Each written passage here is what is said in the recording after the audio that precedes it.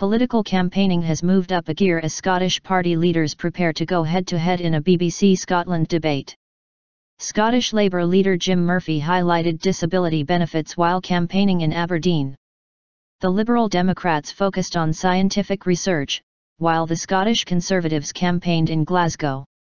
And in Perth, the SNP's John Swinney explained the party's 5-point plan for fairer work. BBC Scotland's James Cook is presenting a debate between leaders of the largest political parties in Scotland from Elphinstone Hall, Aberdeen. On the panel are Scottish Conservative Ruth Davidson, Patrick Harvie, from the Scottish Greens, Scottish Labour's Jim Murphy, Willie Rennie, from the Scottish Liberal Democrats, the SNP's Nicola Sturgeon and UKIP's David Coburn. You can watch the programme live from 2100 hours to 2200 hours on BBC One Scotland or BBC News Channel or on the BBC Scotland News website. It follows a televised debate between leaders of the four main parties on STV on Tuesday night. Mr Murphy joined Aberdeen South candidate Anne Begg during a visit to a charity for homeless and vulnerable young people in the city. He set out Labour's 5-point plan for disabled people, including an overhaul of what he calls the Failing Work Capability Assessment, as well as a £175 million anti-poverty fund. He also said he relished the opportunity to take on his opponents in BBC Scotland's leaders' debate. He said, "I'm looking forward to tonight's debate. It'll be a chance on the BBC to talk about the huge difference between the Labour Party and the Tory Party. Look, people say traditionally the parties are all too similar. Well, in this election no one can say that because it's about 5 more years of David Cameron's crushing austerity, versus Labour's plan of ending that austerity, increasing people's wages, abolishing food banks and abolishing these exploitative zero-hours contracts. Common sense."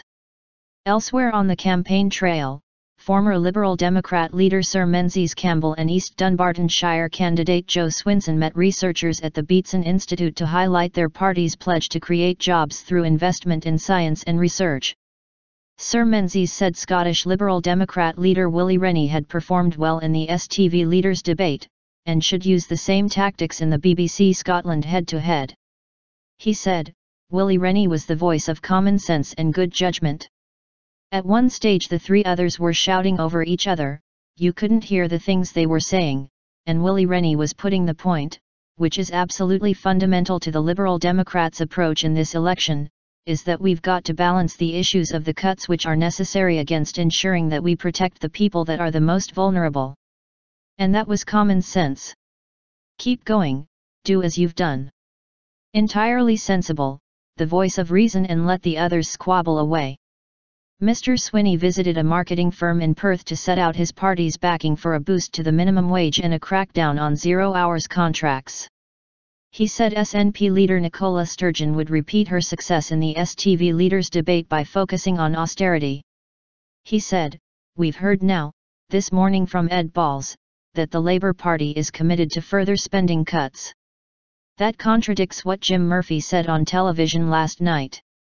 So we've got it absolutely confirmed that Labour, the Conservatives, and the Liberals are determined to pursue austerity. And what Nicola Sturgeon needs to do tonight is to set out very clearly that the SNP will demand an end to austerity, and that's what voting SNP will deliver." And former Scottish Conservative leader Annabel Goldie joined activists to campaign in Glasgow city centre, where she said her successor, Ruth Davidson, would again challenge Nicola Sturgeon in the BBC Scotland debate. She said, "I think she gave a very good performance last night. I think the important things to do were make sure that Nicola did not have the relatively easy ride she got in Manchester, because there were no Scottish politicians to obviously cross-examine her on her record up here.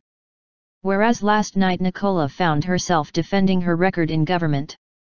A second BBC Scotland debate will take place on May 3 with Labour's Jim Murphy, the Lib Dems' Willie Rennie, the SNP's Nicola Sturgeon and the Tories' Ruth Davidson.